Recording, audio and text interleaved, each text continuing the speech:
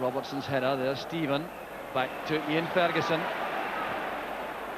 Looking there for Haitley. It wasn't a bad ball at all, but well read by Mowbray. Grant within strongly on Stephen. Now Boyd can use his running power on the left. Matched by Ferguson. McPherson goes across also. Powerful play there by Boyd. Well, two of the most powerful runners in the game, Tom Boyd and Ian Ferguson there, sprinting along that far touchline. Boyd doing a fine job for Celtic. Celtic's throw. Back with Collins. And now Boyd. Grant offered depth there to receive the ball. He's now under heavy pressure from McCall. McCoy's looking for Houstra. Couldn't quite take that on the run. McCoy's running straight into McStay, but got the break of the ball there. That's for David Robertson. He's onside. A great chance for Rangers. And that was down to Marshall's positioning. There was the ball played in by Houstra to David Robertson. Look at the space he had for this, and Gordon Marshall brought up an excellent save with his right foot. Payton's on his own at the moment, but Joe Miller is sprinting through the middle to support. There's Miller. Craney also.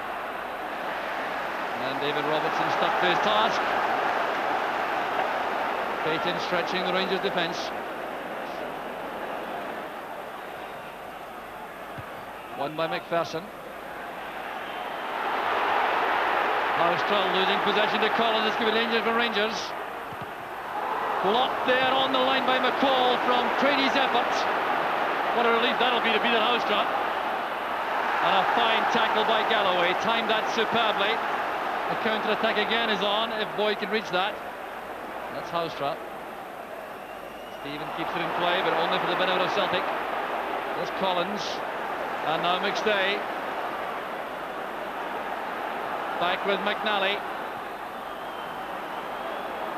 And Miller.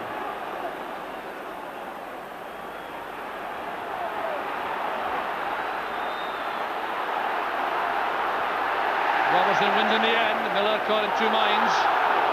A foul by McStay on Ferguson. Well, Celtic came very close to the lead here when Houstra lost possession to Collins. Look at the part played here by Stuart McCall, blocking that effort from Craney.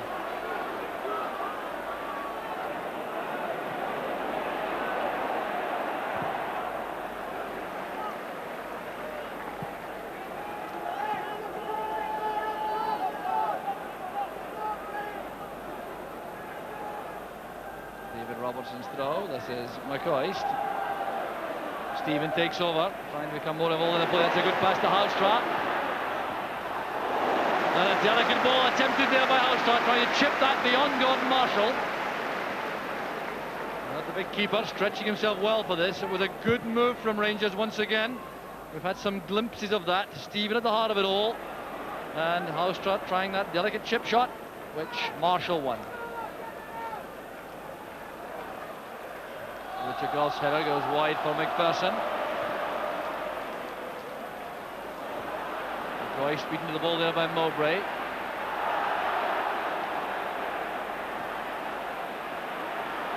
Collins again claims the ball for Celtic. Goff did well to intercept. Mowbray so quick in the ground, but Houstra has won it back. Here's McCoy with a great chance for Rangers. Well, that one split second made all the difference. He decided to go past the keeper and at the same time close down the angle. The best chance of the match so far without question. Houstra's pass, McCoy's in the clear. That's the touch which denied him the real chance, and Marshall reacted well. Haitley getting up well, but under severe pressure from both Boyd and Mowbray. So Celtic survive.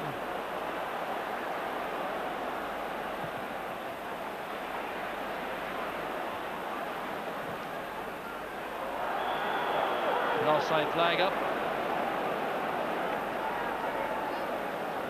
Not looking too happy about the decision. Goff with a free kick for Rangers.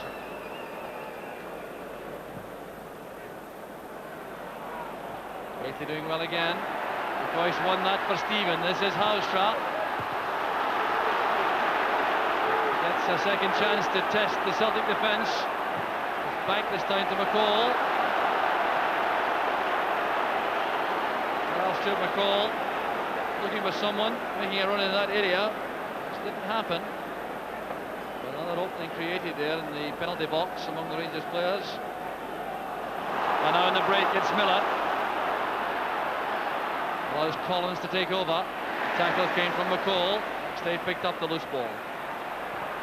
Collins to Payton. Brought down heavily there by Brown. I wonder if he is sitting there wondering what it's all about himself. There with the pass for Payton, trying to step away from Brown.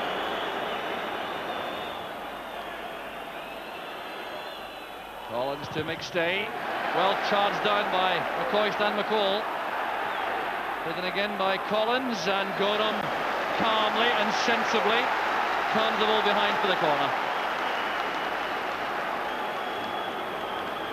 Well, Andy Gorham enjoying himself, and it was good play there by the two Rangers players who closed down McStay. Well, it reached Collins, though this is a dangerous ball, sensibly handled by Gorham. Berson's header, there's Peter Grant. A very well-controlled volley that by Grant. Knew it would dip if he struck it correctly. And a very good effort there from Peter Grant, and a good flurry of attacking play from Celtic. Well, we've had 45 minutes of action. There will be some stoppage time. It really is the very time in the match when neither side would like to lose anything. They're content, I reckon, to go in half-time and regroup, listen to the wisdom of their respective managers. Well, Andy Payton will have experienced something new already in this Old Firm match. It's all been hectic, it's all been played at tremendous pace, and there's been really little opportunity for the class players to stand on the ball and play some creative passes from midfield. But it's never been dull. It's been immensely competitive, played, generally speaking, in very good spirit. It's Rangers who've certainly come closest. Trevor Stevens' goal chopped off early on, and then Gordon Marshall made a couple of fine saves from David Robertson and Ali McCoy. At half-time, it's Rangers 0, Celtic 0. Well, there are no changes in personnel for the start of the second half. Rangers with the international duo of Ian Durrant and Alexei Mikhailchenko on the bench, and for Celtic it's Stuart Slater and Brian O'Neill. So some real quality awaiting the chance to prove their ability in this match. Well, it's frequently the case in Old Firm matches that the half-time interval calms things down somewhat and the pace drops a little and the quality of the football increases. Let's see if that happens this afternoon. It looked so tense and nervous throughout the opening 45-minute period. But Celtic, I think, would have been the happier side to go in at half-time all square, bearing in mind the chances missed by David Robertson and Ali McCoy, or indeed the fine saves from Gordon Marshall on both occasions. Rangers trying to get forward using the aerial power of Haitley. That's McCall, now Haitley on the ground. Tackled well by Paul McStay. This is Miller. Payton couldn't get to that ahead of Brown. It's Grant, and Craney is onside. Gorham is committed. Can Craney get there first? Well, Andy Gorham was totally decisive, and that was important for Rangers. Had he got that wrong, in fact, there would have been a serious problem for Rangers. There's Grant. Bad headed by Brown. That's Craney. Payton's return. Supporting player there was Paul McStay, and he collided with Craney. Craney explaining to his captain that he didn't get a call. That's acknowledged by McStay.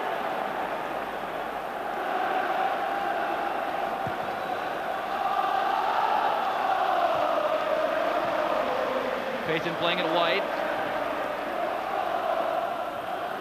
Mowbray's header. In goes Robertson. It's Grant. McStay trying to pick out Joe Miller. Brown with a cross for Rangers. Another feature of matches like this is that forward players like Joe Miller do a lot of tackling. So both sides start to defend as soon as the opposing side has possession, no matter how deep in the field that is. So we see Craney and Payton for Celtic challenging Rangers defenders, and McCoist and Hateley doing the same. The other end, Craney trying to get the better of Brown, he couldn't manage it. Another good bit of play from John Brown. Good play also by Ferguson, so quick coming out of defence. Hateley getting it ahead of Galloway. The supporting player now is Stephen. McPherson. Off to McCall. Space on the left now for Robertson. Looking for the byline. Well, Paul McStay has done some very good defensive work in midfield for Celtic this afternoon.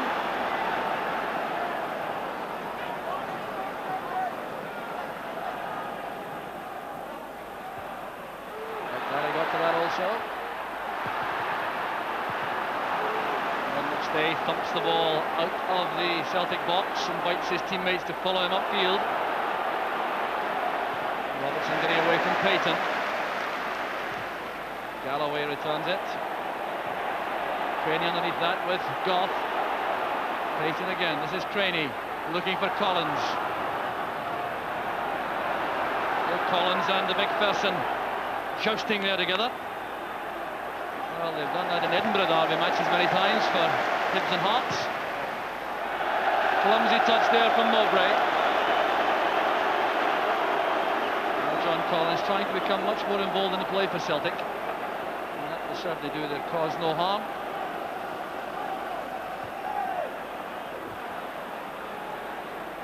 Forced to go back by the attentions of Collins. Ferguson, Goff. Ferguson again. A good start to the second half, Ian Ferguson. Alstra. A looping cross aimed for Hateley. Well, that really is food and drink to Mark Hateley. Covering was good enough though. Stephen. Goff again looking for aerial threat at the far post. And McCoy's shot appeared to be half blocked there, but the referee right on the spot has given a goal kick.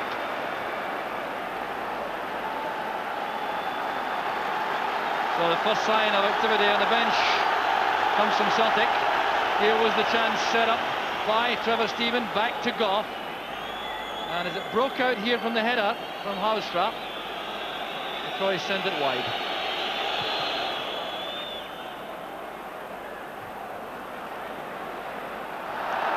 Collision there between Mowbray and Hateley. Well, that was a very important interception there by Galloway. Here's Mowbray. Forced to play it back to Marshall. Very good positioning by Mark McNally. He knew his goalkeeper might be in trouble. Offered himself in space on the right.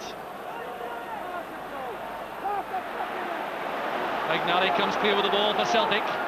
Plenty of support waiting in the middle.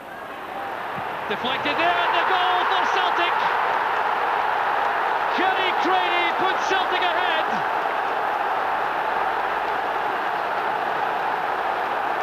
Right in front of the Celtic supporters. It was a fine move, but there was a touch of luck about it as well. Developed there on the right with the deflection, getting the ball to Craney, and what a deadly finish that was as he ran off his marker to leave Gorham helpless.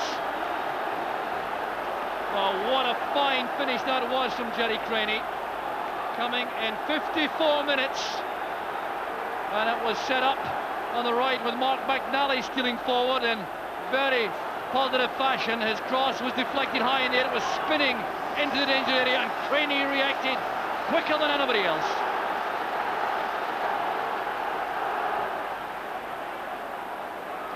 Here's Ian Ferguson. Unfortunate slip there, allowing Boyd to step in. That's for Craney.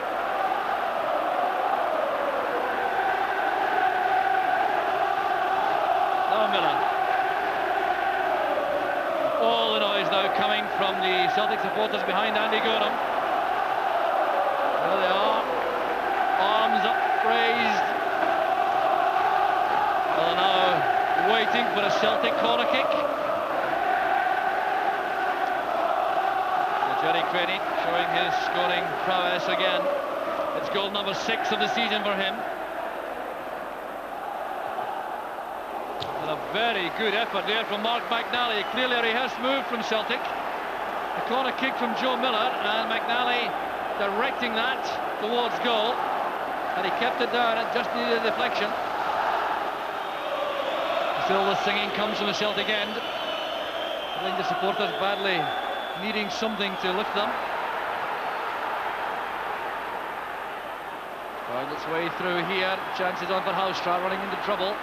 Haitley sets that up for Stephen. Well, Collins denied him any time or space. Craney challenging in the air. That was well read by Brown. He realised that Craney had misjudged the flight.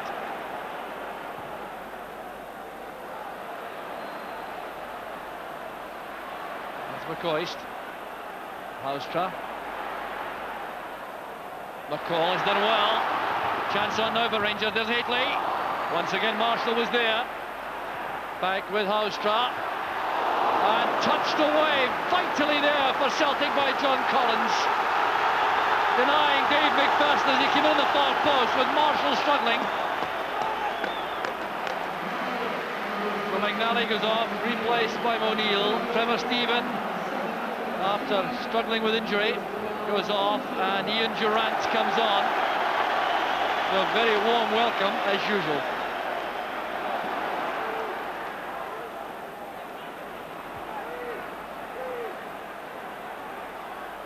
Goff going forward, linking with Durrant.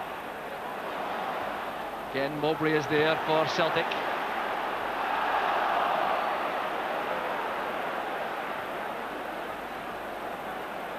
David Robertson.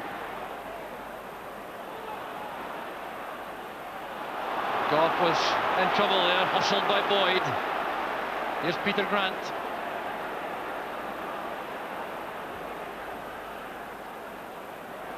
Good pass, finds Craney. Now Miller. Good tackle by Brown. Ferguson to McCall. This is Durrant. Well, the pace of the match has dropped just a little, and we're seeing a lot more passes being put together by both sides. Can Houstra get there in time? He did extremely well. The chance is on. The equaliser from Ian Durrant. 69 minutes of the match gone. Ian Durrant brings the Rangers supporters to life. It was a brilliantly set up goal. The pace of Houstra was vital here. Pulling this back. The layoff came from Haitley. The deadly finish from Durrant. And this time, Marshall didn't have an answer. Well, the ball played forward there by McCall, and Houstra had to get out for that full tilt. He got there just ahead of O'Neill. Look at the layoff there from Haitley. Superbly set up for Durrant. And what a finish.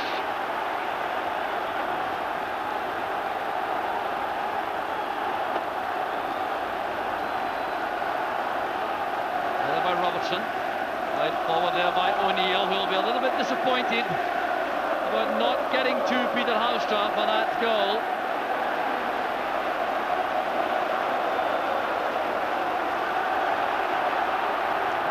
Cross here from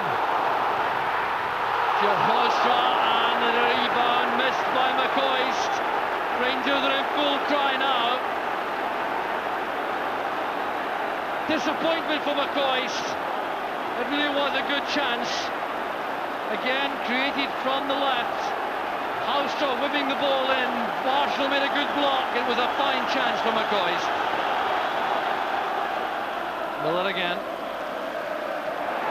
Through the legs of Robertson. Well, a very disappointing cross after the nutmeg. Pulling the ball through the legs of Robertson. He really would have expected to do better with the cross. Boyd to Craney. Into space it goes to Payton, but that's filled instantly by Brown. Oh, it's good play by Hateley. He's very quick indeed over the ground here. Galloway is struggling in his wake. Hateley going right into the near post. McCoist and Houston waited in the middle. And Hateley undoubtedly regretting that he was on his weaker foot, the right here. If it had been from the left, you would have fancied him strongly to finish accurately, but the right is undoubtedly a weaker side for him, and the accuracy wasn't there. But he's quick enough with the ball at his feet to keep ahead of Mike Galloway. He was looking up there to assess the options. The marking was good inside the box. That's why he tried for goal himself. Boyd may fancy a run past McPherson. Well, back it goes to centre to Grant. Collins again. Craney comes wide, followed by Brown. Patient play by Celtic. Probing for an opening. Oh, that's great play. Paul McStay. Fine play by McStay. Well, that was real quality play from Celtic. They refused to be rushed into any ambitious passes, kept possession well. The little interchange there between McStay and Craney set up McStay for the chance. Great ball returned there by Craney. Now McStay has got to face, checks inside. Gorham cutting down the angle.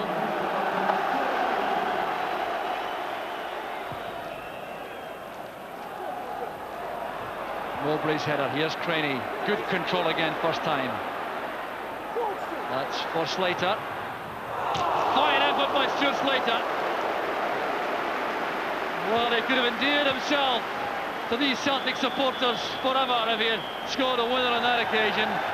But indeed, it was the last action of a splendid competitive match. Here was Slater going through, and that shot just went to the target was the last strike of the match. It was Jerry Craney who put Celtic ahead in 54 minutes with a fine half volley from the cross from Mark McNally. Ian Durant there disappearing, the scorer of the equaliser for Rangers after 69 minutes. So honours are even in the end, and there's no doubt that honour has been restored in both sets of supporters. It's been a splendid competitive match, played in good spirit, and Jerry Craney disappointed that his goal wasn't enough to win the match, but he certainly played extremely well. And while Rangers had more chances in front of goal, I don't think either side will complain too much about the final result. Rangers won, Celtic won.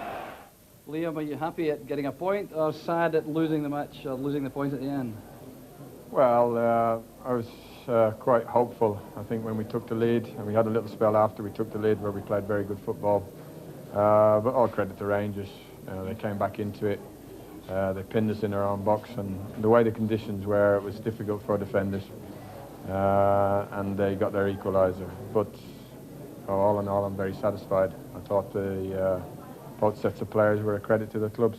Do you think the standard of play was the kind we would expect from two of the top clubs in the country? Yes, I thought it was very, very good. What about your new men? Andy Payton was on for most of the match, and then Stuart Slater came on late. How did they find this occasion? Well, I think Andy worked very, very, very hard, and he probably didn't get the chances that he's had in the previous two games, but you don't come to Ibrox and expect to get many chances. Jerry Craney all the chances seemed to fall to him, and as he's done in the past, he knocked one in. Slater, I thought, did very well when he came on, and was unlucky maybe with a shot that just straight past the post 5 minutes from the end. Freedom in the city for that one, had it gone in, I think. Yeah. I think so, yeah. I felt we were just a little bit unfortunate not to have shaded it with a number of chances that we did create, but I felt it was an excellent match. It was as good an Old Firm game as I've been involved in. I thought the players of both teams deserve great credit for the way they approached the match, for the pace that they played it for the 90 minutes, and for the spirit that the game was played in, which I thought was excellent. What was your general strategy when you set about the match this afternoon? You had some alterations to make in terms of personnel and positioning and so forth. Yeah, we've had problems, midfield especially, with fitness of players. Trevor Stephen only playing his starting his third match of the season. Stuart McCall just coming back from European Championships. Ian Ferguson, after a long spell out of the team, a couple of years out, coming back in and playing in the team. So we thought if we did compete well in there, that would hold the key to the match. And I felt that we did compete well in there. I think that's Celtic's probably strongest area. They've been playing some very good football in there. And we managed to get forward from there and create a number of chances that maybe another day we might have taken. When Ian Durrant went on to replace Trevor Stephen, were there any special instructions to him that helped to turn the game? No, not particularly. I mean, Ian Durrant's a footballer and footballing type of player. You don't have to tell him what to do when he goes on. He just replaced Trevor and was fortunate to be in the right position at the right time for us, and it was a terrific finish from him. Honestly, in the last 5 minutes or so, would you really have taken the 1-1? I think, you know, when it gets to that stage of the game, we put a lot of effort in to get back to 1-1 after losing the first goal. And you're probably in these games happy enough to see it the last 5 minutes. Enjoyed it very much. Thank you very much, Walter. Thanks so much. So it finished 1-1, honours even in the Old Firm match, the first one of the season. Let's get the views now of Jock Brown and Derek Johnston. Should Rangers have had